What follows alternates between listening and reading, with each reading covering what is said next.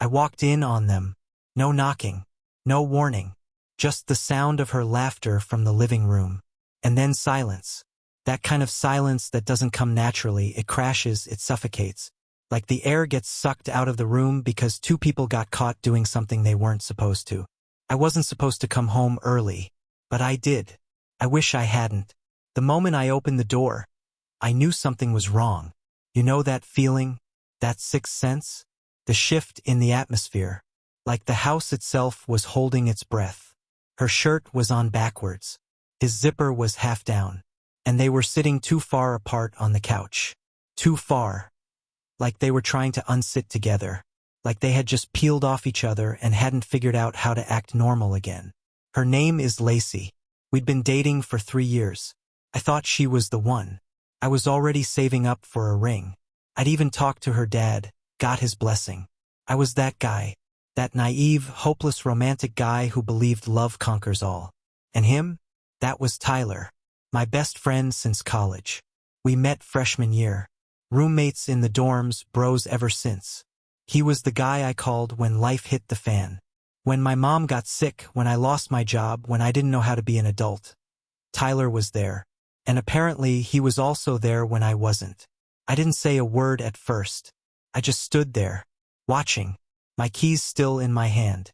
My bag still over my shoulder. Like maybe if I stayed still long enough, the scene would rewind. Like I could unsee what I saw. But reality doesn't give you that mercy. Lacey spoke first. "It's not what it looks like," she said. God, that cliché. That stupid, overused, pathetic line. It's not what it looks like. As if there's ever a version of pants half off and shirt inside out that means anything else. Tyler didn't say anything. Just looked at me with that frozen expression. Part guilt, part fear, part silent pleading. And I cracked. Not with violence. Not with shouting. I just laughed. One hollow, bitter laugh that filled the room and felt like it cracked my ribs from the inside. "You could have just told me," I said. They didn't answer. So I walked out. Not because I was calm, but because if I stayed, I knew I wouldn't be. And that was the moment everything shattered. The days after that were a blur. I crashed at my brother's place, sleeping on his worn-out couch, pretending I was okay when I wasn't even close. I didn't tell him what happened right away. Just said Lacey and I needed space. He nodded, handed me a beer, and didn't press, which I appreciated. I wasn't ready to speak it out loud yet, like saying the words would make it more real than it already was. But it was real. Too real. My phone buzzed constantly. Messages from her. From Tyler. I didn't open a single one. I didn't need to. I could imagine every word. It was a mistake. It didn't mean anything. Can we talk? But what was there to talk about? You don't accidentally sleep with your boyfriend's best friend. That doesn't just happen like slipping on a wet floor. Takes time. Takes planning. It takes betrayal so deliberate it feels like a knife slowly turning in your back. I kept playing it over in my head, trying to figure out when it started. Was it the night I had to work late and she said she was going to hang with Tyler since he was nearby? Was it the weekend I went to visit my dad and they grabbed lunch together? I used to think that was sweet, that my girlfriend and best friend got along, that they could laugh and share inside jokes. I thought it meant we were all close. I didn't realize it meant I was the punchline. There was this moment about a month before everything came crashing down. We were all at a bar, the three of us, and Lacey got a little drunk. She leaned over and whispered something to Tyler that made him laugh. I asked what she said. They both said, nothing. Just like that, in sync. Like a couple with a shared secret. I should have known then. But I didn't.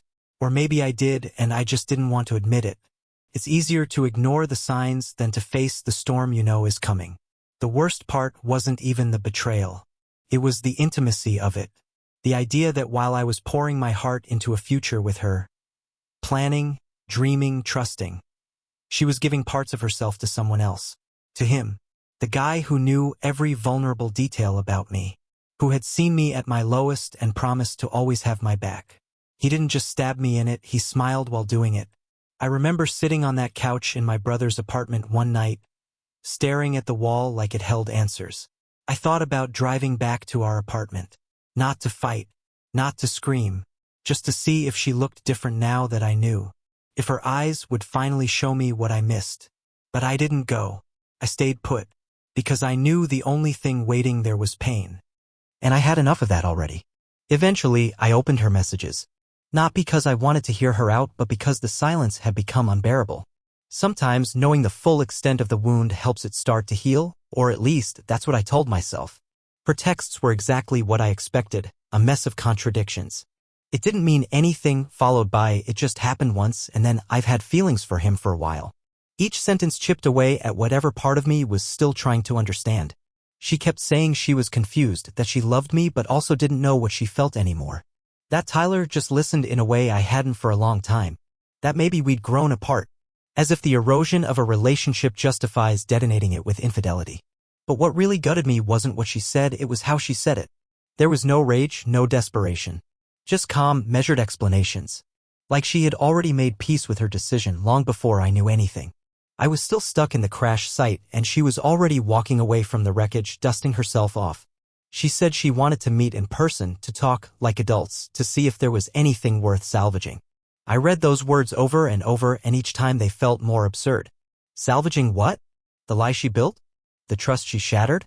The love she auctioned off to my best friend? Tyler finally reached out too. His message came a few days later, short and pathetic. "I messed up. I'm sorry, man. I never meant to hurt you." As if it was a scraped knee on a playground. As if what he did could be smoothed over with a lazy apology. What struck me most was that he didn't try to deny it. There was no elaborate excuse, no denial, no gaslighting. Just that weak, limp confession. I didn't reply. I couldn't. Because the moment I typed anything back, it would mean I was opening a door, and that door led to a version of myself I didn't want to meet. The one who forgives too easily. Who lets people walk back in just because they knock. One night, I drove past our old apartment. I don't even know why. Maybe I wanted to punish myself. Maybe I hoped I'd see her there and feel nothing, prove to myself that I was over it. Instead, I just sat in the car, engine running, staring at the front window like it could blink first. I remembered all the nights we curled up on the couch watching bad horror movies, how she used to fall asleep with her head on my chest. Those memories felt like someone else's life now. Like I had rented joy and someone had repossessed it. I started deleting old photos from my phone. Us at the lake. Her in that yellow sundress she loved. Tyler with his stupid grin, holding a beer at my birthday party. I hesitated on that one. Not because I wanted to keep it, but because the betrayal was so layered, so complex, that erasing it felt too easy. Like I needed to carry some of the pain with me, at least for a while. A scar is still a wound, but it proves you survived. And I was trying. I really was. I didn't block her. I thought about it. God knows I hovered over that option more than once.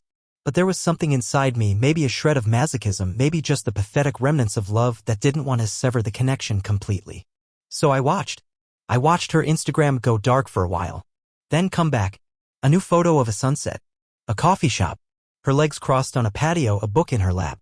No faces. But I knew the angles too well. I knew how she framed things when she was with someone. I could tell someone else was taking the picture. And I didn't need to guess who. Tyler, too, disappeared from my feeds. He stopped tagging me, unfollowed quietly. I guess that was his way of admitting guilt. Or maybe shame. Or maybe he was just clearing space for her. Maybe the silence was their way of moving forward together in whatever twisted version of happiness they thought they deserved. I imagined them talking late at night, whispering in the same bed we once shared. I pictured her laughing at his stupid jokes the same way she used to laugh at mine. I tried to unsee it, but you can't unimagine pain. Once it's rooted, it grows in all directions. I tried to date. That was a disaster. The first girl I met was sweet, kind eyes, smart, funny. But I couldn't focus. Every time she touched my hand, I flinched. Every time she asked about my past, I lied. Not because I wanted to, but because the truth felt radioactive. I wasn't ready to bleed in front of someone else. Not yet. Maybe not for a long time. The second date ended when I saw a guy in the restaurant who looked too much like Tyler from behind. My throat closed up. I muttered something, apologized, and left before the appetizers arrived. I never called her again. My brother said I needed closure. That I should meet with her, hear her out, maybe even yell if I needed to. Get it all out? Let it burn, then walk away clean. So one afternoon, against every instinct in my body, I agreed. We met at a park. Neutral ground. She wore the same perfume, the one I bought her for our anniversary. I hated how familiar it felt. How some part of me still responded to her presence. It disgusted me. She started with a soft, hey. Like we were old friends catching up. I didn't say anything. She said she was sorry. Said she knew there was no excuse, but that she missed me. That she never stopped loving me. That what happened wasn't planned. That she and Tyler just connected in a moment of weakness. She cried. Real tears. Or at least, they looked real. But the thing is, you stop believing in sincerity when it comes from the same lips that kissed your best friend behind your back. When she asked if I hated her, I said no. I don't hate you. But I don't know who you are anymore. That hurt her. I could see it. But it was true. The girl I loved died the moment she chose him. And maybe I died a little too. After that meeting in the park, something in me snapped shut. Not in anger. Not in grief. Just closure, maybe? A quiet resignation. I walked away from her that day and never looked back. She texted once more a week later, some long message about how she hoped I was okay, that she'd always be sorry, that maybe one day we could talk again as friends, she said. Friends. The sheer audacity of that word made me laugh out loud. We weren't friends. We were never going to be friends. You don't invite the person who burned down your house to sit by the ashes and reminisce about the view. Time passed, but it didn't heal like people promised. Healing isn't linear, they say, and I learned that firsthand. Some days I woke up feeling like myself again, strong, clear-headed, determined. Other days I could barely get out of bed, the weight of what happened pressing down on my chest like a boulder. It wasn't just the loss of love, it was the erosion of trust. The realization that the two people I confided in most had betrayed me so intimately, so completely, that I questioned my own ability to judge character. Who else had lied to me? Who else was smiling with a hidden blade behind their back? Work became my anchor. I threw myself into it with obsessive focus. Took extra shifts, volunteered for projects no one else wanted. Anything to keep my mind busy. The numbness helped. Routine helped. But it didn't fix me. I still flinched at certain songs, still avoided certain streets. There was a diner near our old apartment that I couldn't drive past. I once pulled over and had a panic attack just from seeing the awning. Grief is sneaky like that. It hides in the mundane, waiting to ambush you in moments you thought were safe. One night, maybe 3 months later, I ran into someone who used to be in our friend group, Sarah. She hugged me too tightly, like she already knew. Her eyes were soft, sympathetic. She said, I heard what happened. I'm so sorry. And I just nodded because what else could I do? She told me Tyler and Lacey were keeping a low profile, not going out much, not showing up to mutual events. She said most people had taken my side. That made me feel strange. Not better. Just observed. Like my pain had become community gossip. Like everyone was watching to see if I'd break or bounce back. The worst part of betrayal isn't the act itself. It's the way it echoes. The way it infects everything that comes after. Every new connection is filtered through that lens. I'd meet someone new and wonder, could they do what she did? Could they lie like he lied? Even kindness felt suspicious. Trust became a currency I no longer owned. And the more I tried to pretend I was okay, the more I realized I wasn't. But in all that silence, in all that raw space where love had once lived, something unexpected began to grow. A kind of resilience. It didn't look like strength at first. It looked like exhaustion. Like giving up. But it wasn't. It was a slow, stubborn refusal to stay broken. A voice deep inside me whispering, you're still here. You're still breathing. And that has to count for something. Months rolled by. The world didn't stop spinning just because mine had. Seasons changed, people moved on, and slowly I started to piece together a version of myself that didn't revolve around her or him. I got back into the gym. Not for revenge, not for aesthetics, but because I needed to feel something other than hurt. The burn in my muscles was better than the burn in my chest. I took long walks with no destination, sometimes at midnight, just to let my thoughts unravel without anyone watching. I bought a journal, something I never thought I'd do, and filled pages with thoughts too raw to say out loud. Rage, regret, confusion, longing. Some nights I'd tear the pages out and burn them in the sink just to feel like I was releasing something. I stopped checking their social media. That was a big milestone.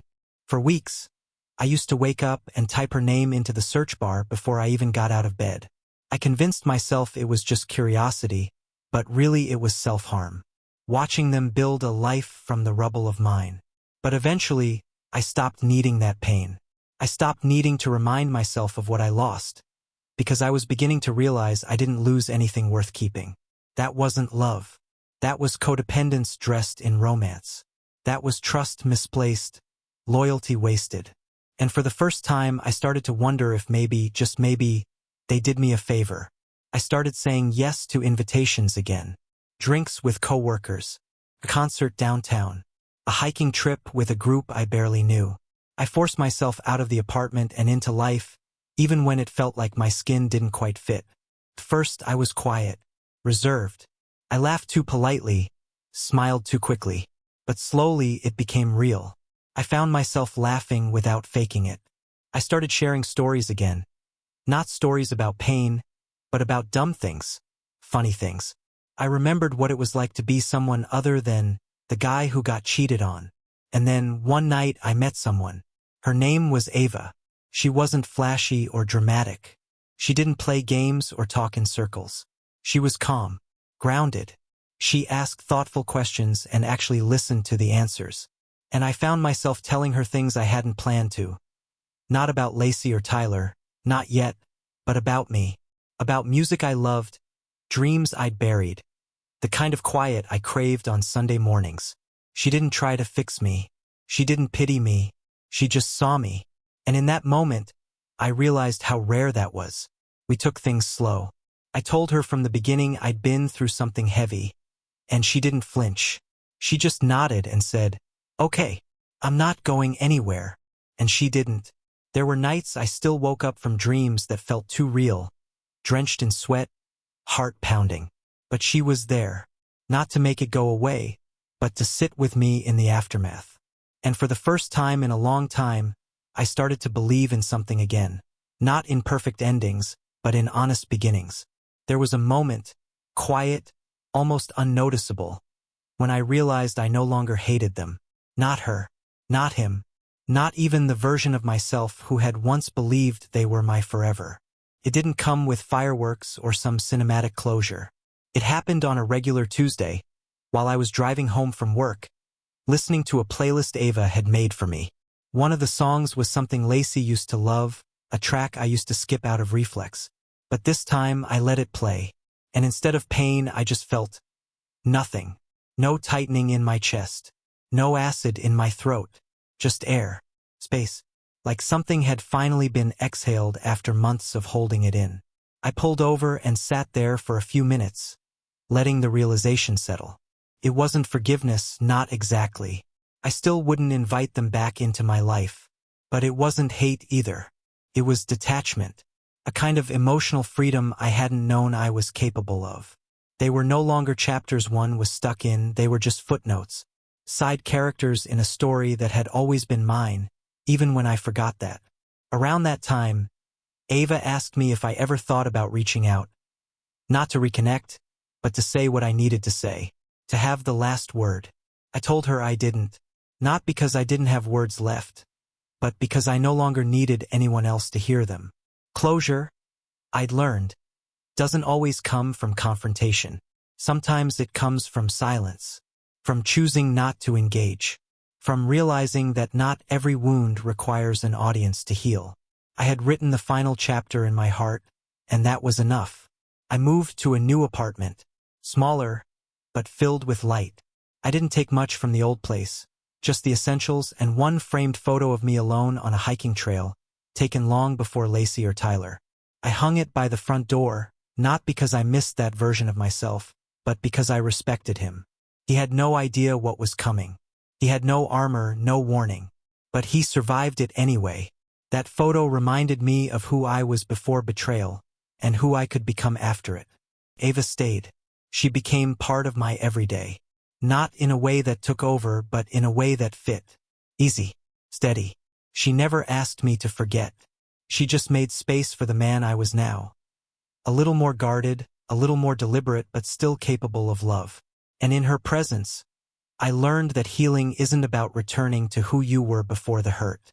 It's about growing into someone stronger, someone softer in the right places and harder in the necessary ones. I stopped telling the story of what happened as a tragedy. I started telling it as a turning point, because that's what it was. Sometime later, I ran into Tyler. Of all places, it was at a gas station. No warning, no preparation. Just him 2 pumps down, refueling a beat-up sedan that looked like it hadn't been washed in months. For a second, I froze.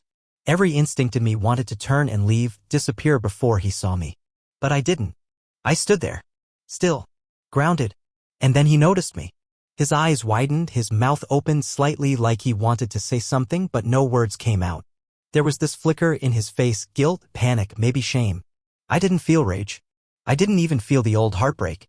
I felt pity. He walked over slowly like he thought I might punch him. I didn't. I just stood there, letting him speak first. "Hey," he said. Just that. One word, heavy with everything it couldn't contain. I nodded. Didn't smile. Didn't frown. He rubbed the back of his neck the way he always did when he was nervous. "I've wanted to call. 100 times. I just figured I wasn't owed that." "You weren't," I said. "Calm. Steady." He nodded, accepting it. "She left," he added after a moment. "A few months ago. Said it wasn't working. That she still missed you." That hit strange. Not sharp, not anymore. Just dull. Like pressing on an old bruise you'd forgotten was there. I looked at him, really looked at him, and saw a man who wasn't happy. Who had gotten what he thought he wanted and realized too late that betrayal doesn't build foundations, it only burns them. "I hope you figure yourself out," I told him. Not out of kindness, but because I meant it. I didn't need him to suffer to feel whole. His misery wouldn't restore my joy. Only I could do that. We parted without shaking hands. Without promises. Just two men standing at the wreckage of something neither of us could repair. Driving home that night, I felt something I hadn't in a long time, peace. Not because anything had been resolved, but because I had faced the past and didn't flinch. That meant something. That meant I had grown. That the wounds had turned to scars and scars don't bleed. Ava was waiting when I got home. She asked how my day was and I told her the truth. All of it. She didn't overreact. She didn't pry. She just took my hand and squeezed it gently like she was anchoring me to us. And in that moment I realized how far I'd come. From betrayal to balance. From destruction to dignity. The man who walked into that apartment wasn't the same man who had walked out of 1 month ago, broken and bewildered. And thank God for that. Life after betrayal doesn't return to normal, it creates a new kind of normal. One stitched together from lessons learned, boundaries reinforced, and wounds that no longer demand to be reopened. I found myself noticing things I used to overlook. The way Ava never interrupted when I spoke, how she asked questions without expecting certain answers.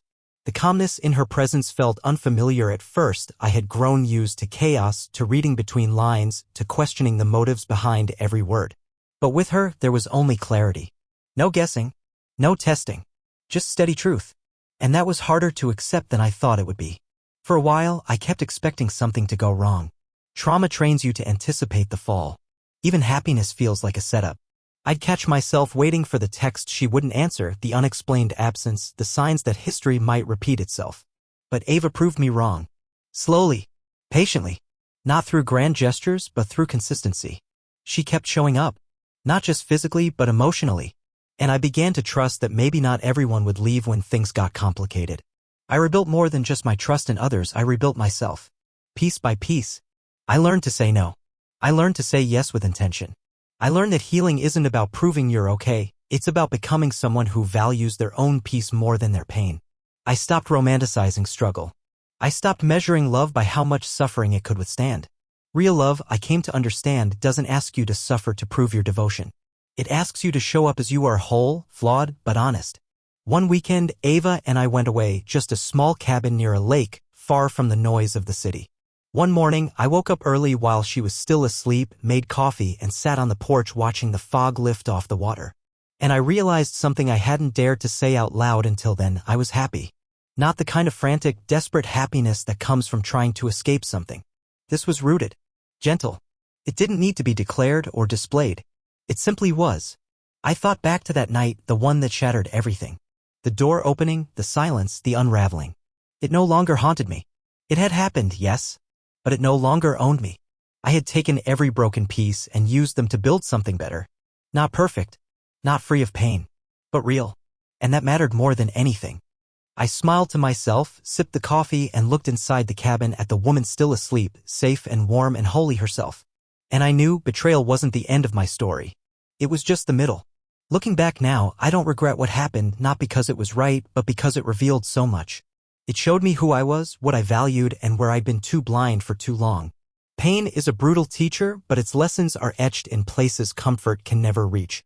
If I hadn't walked in on them that day, if I hadn't watched the illusion shatter right in front of me, I might have spent years building a future on lies. I might have married someone who already had one foot out the door. I might have called a traitor my best man, and I would have smiled through it, never knowing the truth. Now, I live differently. I trust slower but more wisely. I listen to my instincts, those gut feelings I used to ignore. I surround myself with people who show me, not just tell me, that they care. I don't chase love anymore.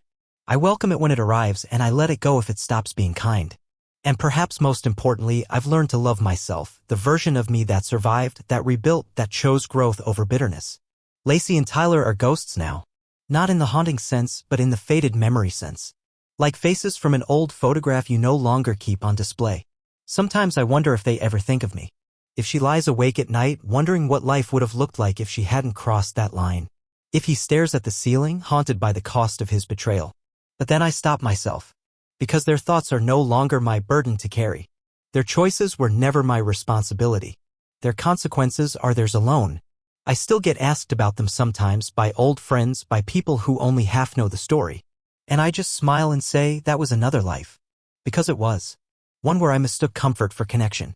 One where I confused loyalty with silence. One where I tolerated far too much just to keep the peace. But that chapter is over.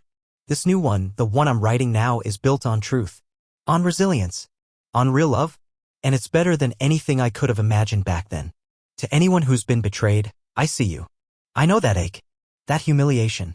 That storm of questions you'll never get answered. But I also know this, you will not just survive. You will rise. Stronger. Smarter. Wiser. And one day you'll look back not with bitterness, but with clarity. You'll see the fire didn't consume you.